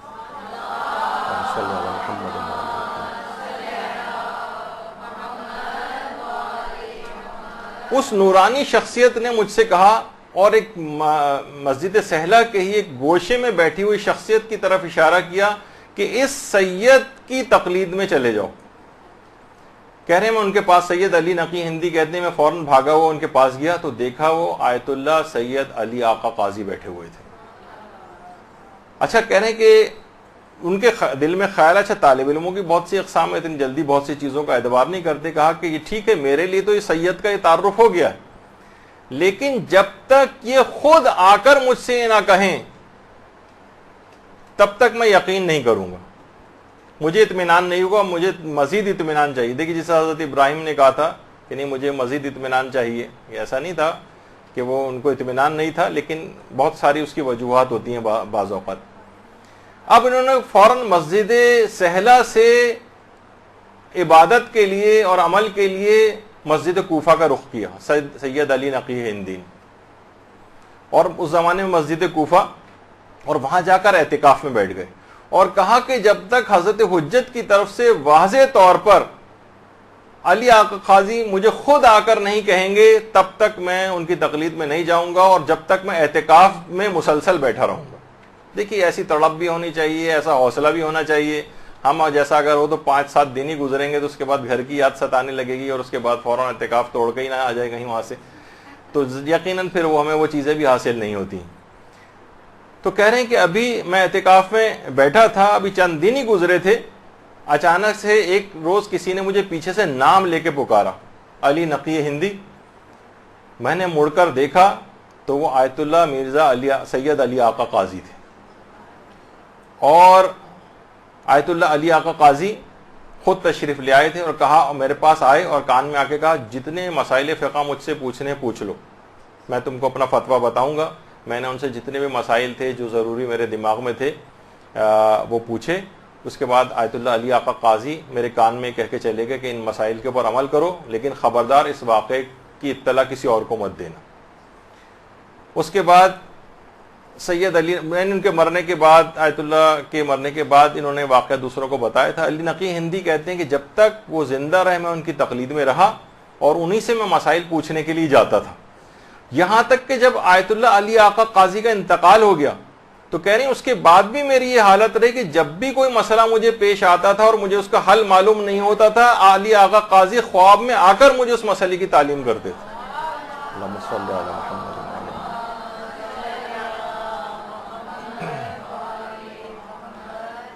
تو آغا سید ہاشم رضوی ہندی نے باقاعدہ اس واقعہ نہیں، اوتھینٹک مقدس علماء نے یہ واقعہ سنایا کہ امام اس طریقے سے کوئی واقعتاً تڑپ پائی جاتی ہو تو اس طرح سے امام مدد کے لیے آتے ہیں۔ اچھا، علمی مدد درکار ہو امام علمی مدد کرتے ہیں، معاشی مدد درکار ہو معاشی مدد کرتے ہیں، بس تڑپ ایسی ہونی چاہیے۔ جب بھی زمزم عرفان میں آیت اللہ بہجت نے یہ جملہ نقل کیا ہے کہ نجف میں سید حسن مدرس بڑے علماء میں ان کا شمار ہوتا تھا۔ سید حسن مدرس اس قدر تنگ دستی کا شکار رہتے تھے، واقعتاً ہمیں دیکھنا چاہیے کہ علماء نے آج تک ہم ان کا بیٹھ کے اتنے سالوں بعد تذکرہ کر رہے ہیں ان کی انہی خصوصیات کی بنا پر، عیش و عشرت میں جو افراد مبتلا ہیں ان کا نسین منسیہ ایسے کتنے ہزاروں لاکھوں لوگ گزر چکے ہوں گے جن کا کوئی ذکر اور تذکرہ نہیں. حسن مدرس اس قدر تنگ دستی کے عالم میں تھے کہ بیوی بچوں کو پورے دن میں ایک وقت بھی پیٹ بھر کے کھانا نصیب نہیں ہوتا تھا, اتنی تنگ دستی تھی. انہوں نے امام زمانہ علیہ السلام کو 40 روز تک عریضہ لکھا. اچھا یہاں ایک اور بات میں روک دوں بیچ میں, میرا ارادہ تھا اگرچہ وقت نہیں ملا, کہ آج کل ایک تحریک سی عریضے کے خلاف بھی شروع ہوئی. عریضہ بیکار چیز ہے, یہ لوگ کس قوم کس اس میں لگی ہوئی ہے, بس امام کو خطوں میں لکھ کے ڈال رہے ہیں, اور تنقید ہو رہی ہے, اور بہت سارے وہابیت اس طرح سے بہت سی صورتوں میں سرایت کر رہی ہے. تو فرماتے ہیں 40 روز تک آغا سید حسن مدرس نے امام زمانہ کو عریضہ لکھا. کہہ رہے ہیں 40 دن ابھی گزرے نہیں تھے کہ گھر میں انہوں نے امام زمانہ کی آواز سنی. اللہم صلی علی محمد.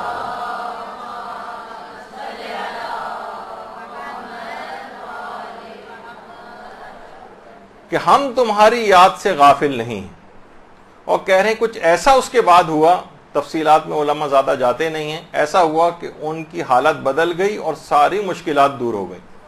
اور یہی والی بات جب آیت اللہ آغا شیخ مرتضی زاہد, یہ خود بڑے عرفاء میں شمار ہوتے ہیں, انہوں نے بہت سارے لوگوں کو جب یہ واقعہ آغا حسن مدرس کا سنایا,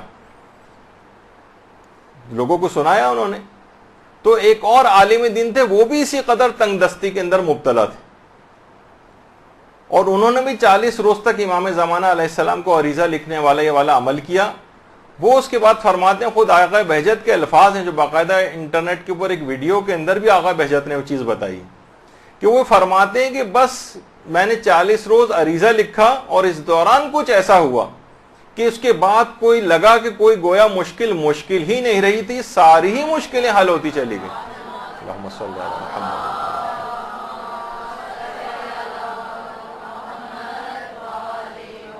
تو ان کی ہدایات کے اوپر عمل کریں, ان کی نصیحتوں کے اوپر عمل کریں, وہ ہم سے کیا چاہتے ہیں. امام نے خود بتایا, میرے پاس آج اتنا وقت بھی نہیں بچا, مسلسل تیز رفتاری کے ساتھ ٹائم نکل رہا ہے, مجھے تقریباً 40-50 چیزیں کم سے کم آج آپ کو بتانی تھی کہ یہ امام زمانہ علیہ السلام نے خود کہی ہیں کہ ان چیزوں کے اوپر عمل کرو. جتنا بھی ابھی دیکھیں وقت میں مکمل کر سکا تو کروں گا, کیونکہ اس کے فوراً بعد ایک بہت اہم لیکچر ہے جس میں امام زمانہ سے متعلق شبہات کا جواب جو ہے وہ دیے جائیں گے, تو وہ بھی آپ لوگ سنیے گا, وہ بھی بہت اہم ہے, تو مجھے اپنے وقت میں اس کو ختم کرنا ہے. تو بہرحال اپنی پوری زندگی کو اس طرح سے امام زمانہ خود ہم سے چاہتے کیا, یہ خود کچھ علماء کو بتایا, مراجع سے ملاقاتوں کے اندر بتایا, اپنی احادیث مبارکہ کے اندر بتایا, اپنی توقیات کے اندر امام نے بتایا کہ وہ ہم سے کیا چاہتے ہیں. آیت اللہ مرشی نجفی, ان کو براہ راست کچھ امام زمانہ علیہ السلام نے نصیحتیں کی, وہ ظاہر صرف ان کے لیے نہیں تھی بلکہ ان کے تھرو ہم تک اس پیغام کو پہنچایا تھا. آیت اللہ مرشی نجفی, آیت اللہ مرشی نجفی فرماتے کہ جب میں جوان تھا تو اس زمانے میں میرا ارادہ ہوا تھا کہ میں زیارت کے لیے حرم عسکرین امام علی نقی علیہ الصلوۃ والسلام اللہم صلی علی محمد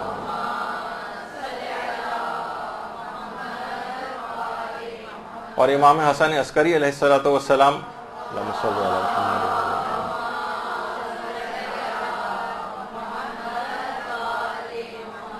اب بھی جنہوں نے سفر کیا انہیں پتہ ہے کہ بہرحال پہلے تو حالات اور اس سے بھی زیادہ خراب تھے. اب بھی لوگ جب وہ سفر کے لیے وہاں جا رہے ہوتے ہیں, سامرہ والا دیکھتے ہیں کیسا بیابان اور ویران جگہ اس میں آتی ہیں, تو ان کے اس زمانے کے اندر تو حالات اور کیسے خراب ہوں گے.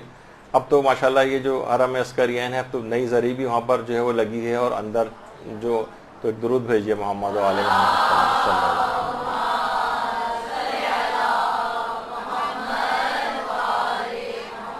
تو کہہ رہے ہیں میرے ایک تو ان دونوں ائمہ کے قبور کی زیارت کے لیے بھی تھا ارادہ, اور حرم سید محمد جہاں وہ قربانی وغیرہ بکرے کی جاتی ہے وہاں عام طور پر دیکھیے اب اس نام لحاظ سے وہ ان کا نام مشہور ہو رہا ہے. تو بہرحال کہہ رہے ہیں اس طرف جاتے ہوئے میں راستہ بھول گیا, راستہ گم ہو گیا, اور اتنا وقت گزر گیا کہ میری حالت خراب ہو گئی, شدید ترین گرمی تھی, مجھے غش آنے لگے, یہاں تک کہ راستہ نہیں ملا, اور یہاں تک کہ میں بالکل جاں بلب ہو گیا اور مجھے اپنے بچنے کی بھی امید نہیں رہی. آیت اللہ مرشی نجفی فرماتے زندگی سے مایوس ہو گیا, اب واقعہ تفصیلی ہے، میں اس کو مختصر کرتے ہوئے کہہ رہا ہوں کہ پھر اس کے بعد اچانک سے امام زمانہ علیہ الصلوۃ والسلام سے توسل کے بعد اللہم صلی علی محمد امام زمانہ سے ملاقات ہوئی، امام نے ان کو راہ بھی بتائی اور کچھ خاص تاکیدات کی. وہ تاکیدات جو کتاب ہے قبسات، جو سید عادل علوی جو خود ان کے شاگردوں میں سے رہے ہیں، انہوں نے باقاعدہ اس کے اندر اس کو جمع کیا ہے، قباسات میں وہ سب چیزیں جمع کی ہیں، اور اس کا اردو ترجمہ بھی خورشید فقاہت کے نام سے ہو چکا ہے. یہ اگرچہ کتاب بہت زیادہ اویلیبل مارکیٹ میں نظر نہیں آتی، پرانی کسی کے پاس رکھی ہو تو کسی کو کوئی انٹرسٹ بھی نہیں ہے، تو اس لحاظ سے کتابیں دوبارہ چھپی بھی نہیں ہیں. تو بہرحال، اور اس کے علاوہ منتخبات ابن العلم اور منتقم حقیقی وغیرہ کتابوں میں بھی ان تمام تاکیدات کا جو آقا مرشی کو کی تھیں اس میں اس کا تذکرہ. فرماتے ہیں کہ امام زمانہ علیہ السلام نے خاص طور پر مجھے تلاوت قرآن کرنے کی نصیحت کی، کہا کہ تلاوت قرآن کو لازمی کرو. اچھا، کتنی دیکھیے ہماری اپنی زندگیوں میں ہم دیکھتے ہیں کہ تلاوت قرآن ختم ہوتی چلی جا رہی، بس رمضان آتا ہے تو تھوڑا بہت قرآن ہاتھ میں اٹھا لیتے ہیں، ورنہ قرآن ویسے ہی بند رکھا رہتا ہے.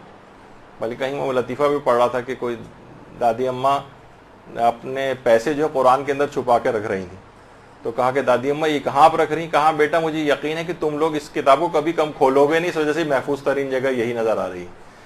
تو بہرحال یہ حالت ہو گئی ہے لوگوں کی. تو ایک عجیب، ورنہ بہار ہے قرآن کی لوگوں کی زندگیوں میں، اس لحاظ سے قرآن رائج رہے، نوجوان بچے قرآن کو پڑھیں اور ان کو اس طرح کے مواقع میسر ہوں، ایسے پروگرامز ان لوگوں کے لیے کروائے جائیں، اجتماعی جو ہے تلاوت قرآن کے سلسلے میں جو ہے حرموں کے اندر بھی جو ہے اس طرح سے تقاریب منعقد ہوتی ہیں. لوگوں کے اندر بیدار کرنے کے کچھ ایسے اقدامات ہونے چاہیے. تو امام نے ایک تو تلاوت قرآن کی بہت تاکید کی. اس کے علاوہ امام زمانہ علیہ السلام نے نماز تلاوت قرآن کے ساتھ نماز شب کی بھی تاکید کی، اور بلکہ نماز شب اور تلاوت قرآن کے لیے امام نے فرمایا کہ اے سید، ایک جملہ کہا، اے سید ان اہل علم پر افسوس ہے کہ وہ خود کو ہم سے نسبت دیتے ہیں اور ان اعمال کو انجام نہیں دیتے. تو خاص طور پر جو دینی طالب علم ہیں یا جو اہل علم حضرات ہوں، وہ تو علی الخصوص کبھی بھی نماز شب کو اور تلاوت قرآن کو فراموش نہ کریں. امام زمانہ نے باقاعدہ شکایت کی ہے اہل علم افراد کی کہ یہ خود کو ہم سے نسبت دیتے ہیں اور ان دونوں چیزوں سے غافل ہیں، یعنی تلاوت قرآن اتنی انجام نہیں دیتے اور نماز شب نہیں پڑھتے. اس کے بعد ہے زیارت قبور ائمہ اور اولاد ائمہ کی تاکید کی امام نے. اب تو ماشاءاللہ اس میں لوگ جانے لگے ہیں، البتہ قبور ائمہ، لیکن ایران وغیرہ جاتے ہیں تو وہاں پہ لوگ کبھی کوئی لے جانا بھی چاہے کہ چلیں یہاں پہ بہت سے امام زادوں کے قبور بھی وہاں چلیں، تو لوگ زیادہ انٹرسٹ نہیں لیتے. امام نے اولاد ائمہ کے قبور کی زیارت کی بھی تاکید کی کہ ان کے قبور پہ بھی جایا جائے. اس کے علاوہ پھر امام نے احترام ذریت سادات کی تاکید کی. اب میں اس کی تفصیل میں نہیں جا رہا، نہ ان کے الفاظ نقل کر رہا ہوں، صرف ہیڈنگز آپ کو بتا رہا ہوں کہ بس کافی ہے کہ امام نے تاکید کی ہے تو ہمیں اس کو. اچھا، اس میں بھی اب آج کل لوگ اس طور پر لے کے آنے لگے ہیں کہ ان کی لحاظ سے سادات کی فضیلت کا انکار، کہ بس یہ سادات دیکھیے، ٹھیک ہے یہ یقینی بات ہے کہ سادات کو بھی اپنی نسبت کا احترام کرنا چاہیے اور اپنے آپ کو حرام سے بچانا چاہیے، ان کی ذمہ داری زیادہ ہے، کیونکہ فضیلتوں کا حامل ہونا ذمہ داریوں کو کمی نہیں کرتا ہے.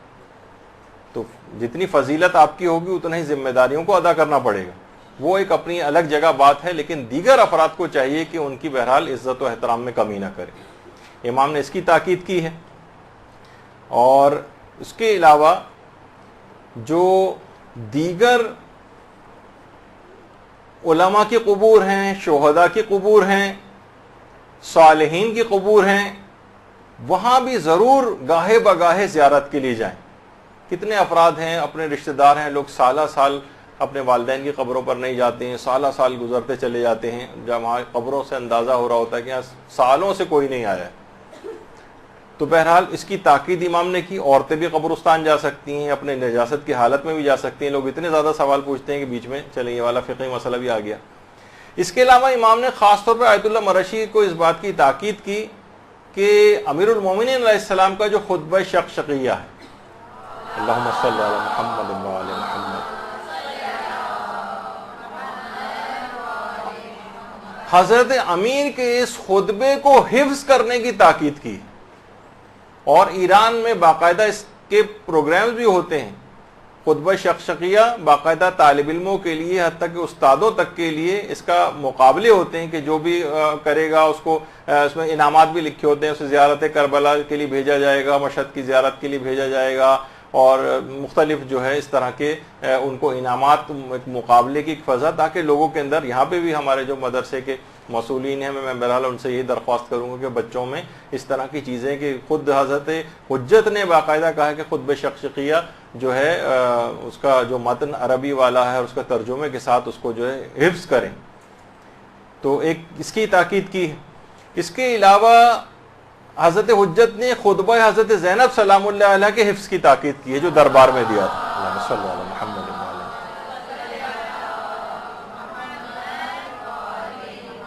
باقاعدہ مدارس میں مسئولین کو بچوں کو سلیبس میں شامل کر کے یہ چیزیں حفظ کروانی چاہیے۔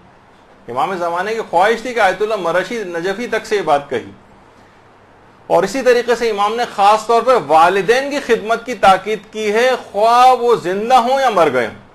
اب مرنے کے بعد خدمت کیسے ہوگی؟ یقیناً ان کے واجبات کو انجام دینا، ان کے لیے دعائے خیر کرنا، ان کے لیے تلاوت قرآن کرنا، ان کے لیے اعمال صالحہ انجام دینا، ان کے لیے حج و عمرہ و زیارات کا ثواب کو ہدیہ کرنا وغیرہ وغیرہ، جتنی بھی چیزیں خواہ زندہ ہوں خواہ انتقال کر گئے ہوں، خاص طور پر تاکید کی ہے۔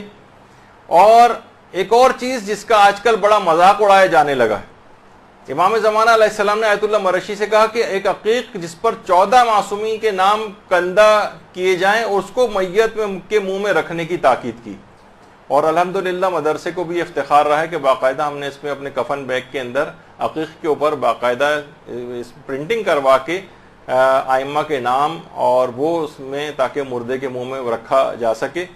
اور اس چیز کو آغا سیستانی نے بھی، اور جتنے مراجع جنہوں نے العروۃ الوثقیٰ پہ حاشیہ لکھا ہے، سب نے اس کی تاکید کی اور عروہ کے اندر اس کو جو ہے نقل کیا۔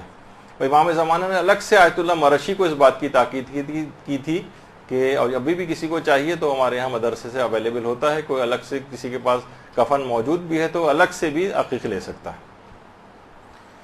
اچھا، پھر اس کے بعد امام زمانہ علیہ السلام نے نماز جماعت میں شرکت کی تاکید کی، اس میں بھی جتنی ممکن ہو سکے، اور بہرحال کچھ ایسے انتظامات مساجد کے اندر کرنے چاہیے کہ بہت زیادہ گھنٹہ بھر ایک مسجد کے اندر نماز کے اوقات میں لگ جاتا ہے، تو لوگ عام طور پر اس وجہ سے بھی اس میں شریک نہیں ہو پاتے ہیں۔ جس قدر ممکن ہو اختصار کے ساتھ، ایران میں اس طرح سے ہوتا ہے کہ بس اختصار کے ساتھ نماز ہوئی اور ختم ہو گئی، تاکہ لوگ آرام سے آ جا سکیں، گھنٹہ بھر نہ لگے،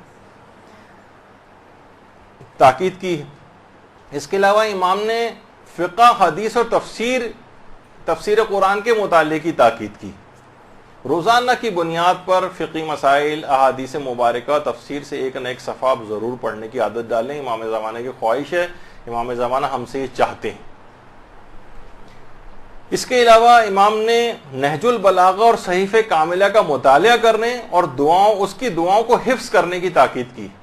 مثلا بچوں کو واقعتاً دعائے عافیت ہے، والدین کے حق کی دعا ہے، یا جو بڑے ہو گئے ہیں ان کے لیے اپنی اولاد کے حق کی دعا ہے، موت کو یاد کرنے کے لحاظ سے ایک دعا ہے۔ کتنی صحیفہ کاملہ کے اندر اگر آپ دیکھیں، نہج البلاغہ کے اندر کلمات قصار، کتنے قیمتی امام کے جملے اس کے اندر ہیں، باقاعدہ کورس سلیبس کے اندر یہ چیز شامل ہونی چاہیے۔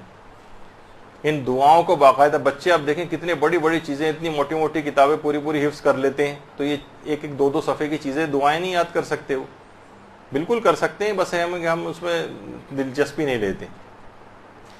اچھا، اس کے بعد واقعہ بڑا تفصیلی ہے، بہرحال آخر میں آیت اللہ مرشی نجفی نے کہا کہ مولا مجھے کچھ دعا دیجیے اس ملاقات میں۔ امام علیہ السلام نے پھر آیت اللہ مرشی نجفی کے لیے دعا کی اور اپنے دستے دعا کو بلند کیا اور یہ دعا دی کہ پروردگارہ تجھے اپنی پیغمبر اور ان کی آل کا واسطہ اس سید کو دین کی خدمت کی توفیق عطا فرما۔ دین کی خدمت کی توفیق، یہ سب سے پہلی دعا آیت اللہ مرشی نجفی کو امام زمانہ علیہ السلام نے دی، اور اسی دعا کے نتیجے میں آیت اللہ مرشی نجفی نے قم کے اندر ایشیا کی سب سے بڑی لائبریری کو قائم کر دیا. اللہم صلی علی محمد وعلی محمد. حرم معصوم قم سلام اللہ علیہ کے بالکل سامنے ان کی قبر بھی ہے, آیت اللہ مرشی نجفی کے ان کا کتاب خانہ بھی ہے, جہاں پر اور بہترین بہت ہی بڑی لائبریری جو ہے وہاں پر قائم کی گئی. اور اس کے بعد امام زمانہ علیہ السلام نے اگلی دعا کی کہ پروردگارہ اسے مناجات کی لذت و شیرینی عطا فرما. یہ بہت بڑی دعا ہے کہ جب بھی آیت اللہ مرشی نجفی اکثر و بیشتر ہاتھ میں بس ان کے رومال رہتا تھا اور اپنے آنسو پوچھتے رہتے تھے, انتہائی رقیق القلب, ہر وقت گویا آنسو آنکھوں کے اوپر رکھے رہتے تھے. مناجات کی ایسی لذت اور ایسی شیرینی عطا ہوئی تھی امام زمانے کی دعا کے نتیجے میں. اور کہا کہ پروردگارہ اس کے لیے اس کی محبت لوگوں کے دلوں میں قرار دے اور اس کو ہر طرح کے شیطانی شر سے محفوظ فرما, خصوصاً حسد سے. الگ سے دعا کی, کیونکہ علماء کے لیے روایتوں میں ہے کہ جو صاحبان علم ہوتے ہیں ان میں آپس میں ایک حسد کی کیفیت پیدا ہو جاتی ہے, تو کہیں خدا نخواستہ علم کے بڑھنے کے ساتھ یہ چیز پیدا نہ ہو جائے. بعض اوقات اپنے ہم درسوں کے ساتھ پیدا ہو جاتی ہے, بعض اوقات صاحبان علم کی آپس میں ہونے لگتی. اور اس کے بعد امام زمانہ علیہ السلام نے تحفے میں آیت اللہ مرشی نجفی کو خالص تربت امام مظلوم یعنی خاک شفا, اللہم صلی علی محمد وعلی محمد, ایسی خالص تربت امام مظلوم دی کہ جس کے ساتھ کوئی اور خاک مخلوط نہیں تھی, بالکل خالص. آیت اللہ مرشی نجفی پوری عمر جب تک زندہ رہے اس خاک شفا کو اپنے جسم کے ساتھ لگا کر رکھتے تھے اور وصیت کر کے گئے تھے مرنے کے بعد میری قبر میں اس خاک شفا کو ڈالا جائے. آیت اللہ مرشی نجفی جس وقت قبر میں لٹایا گیا تھا, ان کو اس کے بعد وہ خاک شفا ان کے چہرے کے سامنے اور ان کے گال کے نیچے اس خاک شفا کو رکھا گیا تھا. اور آیت اللہ مرشی نجفی نے صرف امام مظلوم کی نہیں بلکہ جتنے بھی ائمہ اطہار تھے ان سب کی قبور کی مٹی اپنی پوری زندگی میں مختلف کاوشیں کر کے جمع کی تھی. اور اس کے علاوہ آیت اللہ مرشی نجفی کو امام زمانہ علیہ السلام نے ایک عقیق کی انگوٹھی بھی تحفے میں دی تھی. اللہم صلی علی محمد وعلی محمد.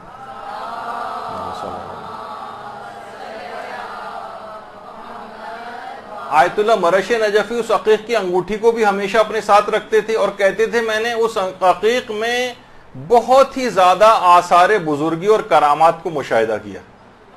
اچھا, اب آج کل ایک اور بھی چیز ہو گئی ہے, پھر آپ کو جگہ جگہ میں ان چیزوں سے آگاہ کرتا جاتا ہوں کہ عقیق کے خلاف بھی ایک کیمپین شروع ہوئی ہے کہ یہ پتھر ہے, یہ کہ لوگ اپنی زندگیوں پہ سوچتے ہیں کہ بڑا اثر انداز ہوتا ہے اور جو ہے یہ فضول لوگوں نے پہننا شروع کر دیا ہے اور اپنے حاجت روائی سے کرنے لگے بغیر جبکہ کسی کی نیت نہیں ہوتی ہے, کیونکہ حکم ہے اس کا اور اس کی خود خاص ان سے فوائد حاصل ہوتے ہیں. نماز کے دوران جب بھی اس کو پہننے کا حکم ہے تو اس کے خلاف بھی ایک چیز دیکھیں, امام اس کی اہمیت کے پیش نظر امام نے وہ عقیق کی انگوٹھی تحفے میں دی تھی اور خود آقا مرشی کہتے ہیں میں نے بہت آثار بزرگی اور اس میں کرامات مشاہدہ کی ہیں اس عقیق میں. تو اس لحاظ سے امام کی ان تمام جو آقا مرشی کو کی وصیتیں, اس کے علاوہ بھی ائمہ کی مختلف توقیات کے اندر بھی بہت ساری وصیتیں, خاص طور پر امام زمانہ علیہ السلام جو ہیں وہ نمازوں کو اول وقت میں پڑھنے کی بہت تاکید کی ہے اور فجر کی نماز کے لیے خاص طور پر اس شخص کو ملعون قرار دیا جو اتنی تاخیر کر دے کہ جس میں روشنی نمودار ہو جائے اور آسمان کے تارے جو ہے وہ غروب ہو جائیں یا نظر نہ آئیں. تو بہرحال آسمان سے تارے اس طرح سے اگر غائب ہو جائیں تو نمازوں کو اول اوقات میں پڑھنے کی بہت تاکید کی ہے. اور اس کے علاوہ امام زمانہ علیہ السلام خمس دینے کی بھی تاکید کرتے ہیں بلکہ رہنمائی تک لوگوں کی ہے, کیونکہ دیکھیے اس کے اندر خود آپ کا فائدہ ہے, امام کا فائدہ نہیں. خود امام نے ایک موقع پہ کہا بھی ہے بلکہ کہ ہم تم لوگوں کے بھیجے ہوئے اموال کو صرف اس لیے قبول کرتے ہیں تاکہ تم لوگ پاک ہو جاؤ, تاکہ تم لوگ پاک ہو جاؤ. جو چاہے ہمارے پاس اپنے اموال بھیجے, جو چاہے نہ بھیجے, جو کچھ ہمارے پاس بھیجتے اس سے ہمارے پاس اس سے کہیں بہتر ہے جو اللہ نے ہم کو عطا کیا. تو یہ نہیں سوچیں کہ امام کے پاس بھیجنے سے یا ان کے نائبین مراجع کے پاس بھیجنے سے آپ نے بہت بڑا کوئی احسان کر دیا ہے ان کے اوپر. خود ہمارے اموال پاک ہوتے.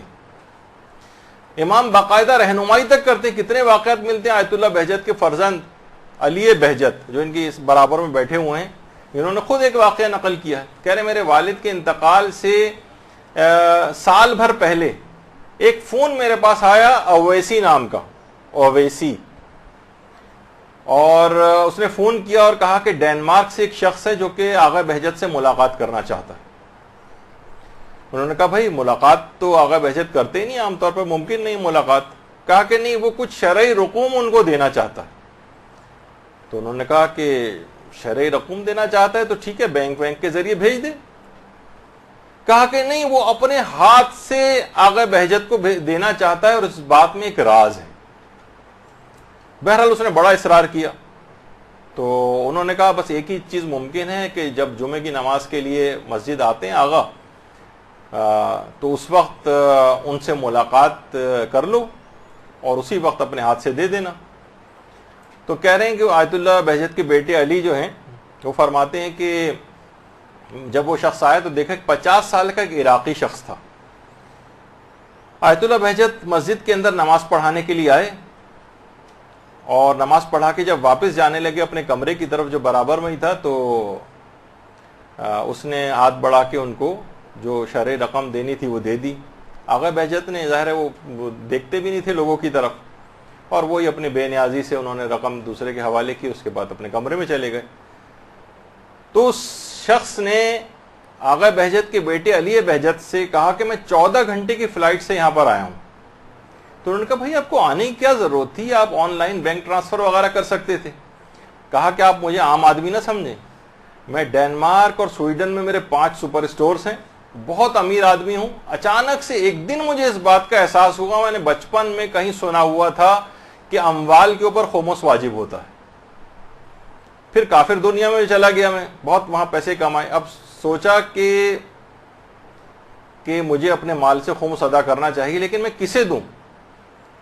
بہرحال زمانے کے امام کی محبت بھی میرے دل میں تھی، اتنی زیادہ اس کی معلومات نہیں تھی، تقلید وغیرہ بھی نہیں کرتا تھا. اس نے امام زمانہ علیہ السلام کو پکارا اور کہا کہ مولا مجھے اپنے مالی واجبات میں سے خمس ادا کرنا ہے، آپ میری رہنمائی کریں کہ میں یہ پیسے کس کو دوں. اچھا کہنے لگا 2 مہینے اسی طرح سے گزر گئے اور امام کی طرف سے کوئی ایسی بات نہیں سامنے آئی، یہاں تک کہ میرا دل بہت بھر آیا، میں بہت پھوٹ پھوٹ کر رویا کہ مولا آپ نے اس کافر ملک میں مجھے تنہا چھوڑ دیا، آپ کیوں میری رہنمائی نہیں کرتے. کہہ رہے ہیں اچانک سے بہت واضح آواز میں نے ایک آواز سنی بہت واضح طور پر، اور کہا کہ اسے ہمارے نائب تقی بہجت تک پہنچا دو. اللہم صلی علی محمد. وہ فرماتے ہیں کہ اس شخص نے کہا کہ میں اس نام سے واقف ہی نہیں تھا، میں تقلیدی کو نہیں جانتا تھا، تقی بہجت کون ہے میں واقف نہیں تھا. بہرحال میں نے لوگوں سے پوچھا تو معلوم یہ چلا کہ ایران میں ایک مجتہد ہے جن کا نام تقی بہجت. تو اس لحاظ سے میں یہاں پر آیا ہوں کہ امام زمانہ نے خمس دینے کے لیے ان تک پہنچانے کی تاکید کی.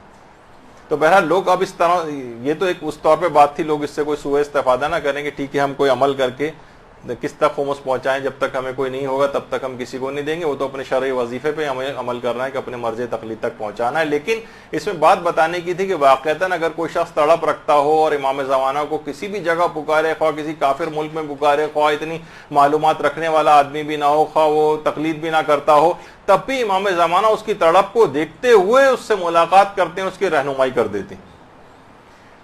تو یہ اب ایک چیز ہے کہ دیکھیے جب ہی ہے کہ ان تمام چیزوں میں اعمال کو انجام دینا ہے، خمس دینا ہے، اعمال جتنے بھی اس سے پہلے بتائیں، تلاوت قرآن کرنی ہے، نمازوں کو اول اوقات میں کرنا ہے، والدین کی خدمت کرنی ہے، جب سب کرنے والے کام. جب بھی رہبر معظم آیت اللہ خامنئی کا ایک جملہ بڑا مشہور ہے، وہ کہتے ہیں انتظار فرج کوئی خیالی چیز نہیں، یہ عمل سے عبارت، یہ عملی چیز ہے.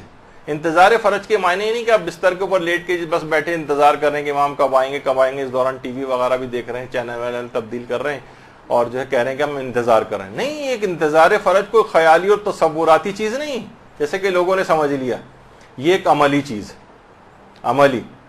اچھا اب جب عمل کریں گے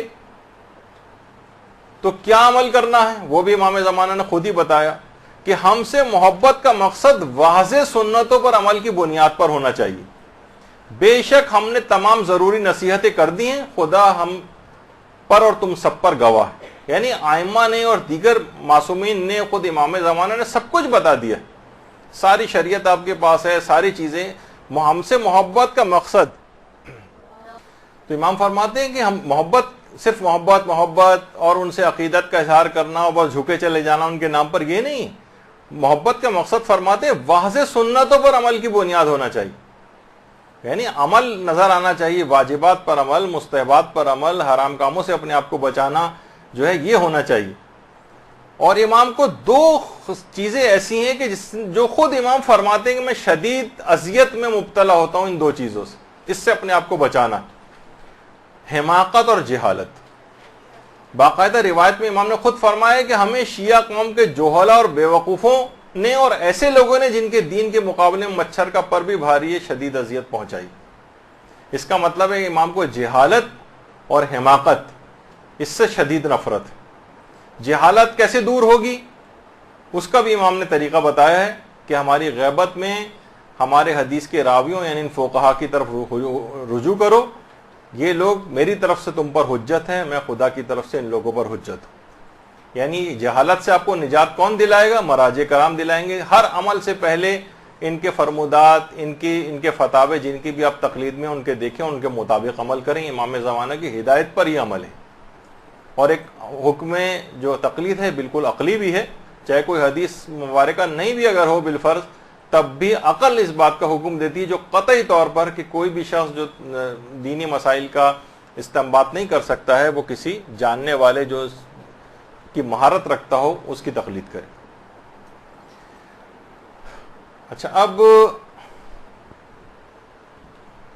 وقت جو ہے وہ پھر ختم ہو گیا ہے، اگرچہ ابھی بہت سارے تقریباً 35-40 میرے اعتبار سے ابھی چیزیں اور بیان کرنا تھیں جو امام زمانہ نے، لیکن یہ چلے ایک لحاظ سے آپ لوگوں کے لیے ہوم ورک بھی ہو گیا۔ انشاءاللہ آئندہ کبھی زندگی رہی تو اس کے اوپر مزید بات بھی کر لیں گے، لیکن یہ کہ کم سے کم اپنی زندگی کو امام زمانہ علیہ السلام کے لیے اس طور پر تو بسر کرنے کی کوشش ہمیں کرنی چاہیے کہ بالکل ان کی ہدایات کے مطابق عمل ہو۔ جب بھی یہ جملہ کہا جاتا ہے کہ آپ کو کوشش کرنی چاہیے کہ حبیب ابن مظاہر بن جائیں، تو امام زمانہ خود خط لکھ کے بھی آپ کو بلا لیں گے امام حسین کی طرح سے، یعنی صفات تو کچھ ایسی پیدا کریں۔ تو بہرحال ان کو پکاریں، ان کے لیے روئیں، ان کے لیے گڑ گڑائیں۔ تو بس اس شعر پہ اختتام کرتے ہیں اپنا، امام زمانہ کو یاد کرتے ہوئے کہ اے اب تیرے ہجر میں اے فہم و ذکا کے یوسف، کتنی آنکھیں ہیں جو یعقوب ہوئی جاتی ہیں۔ وصلی اللہ علی محمد وآلہ الطیبین الطاہرین۔ برحمتک یا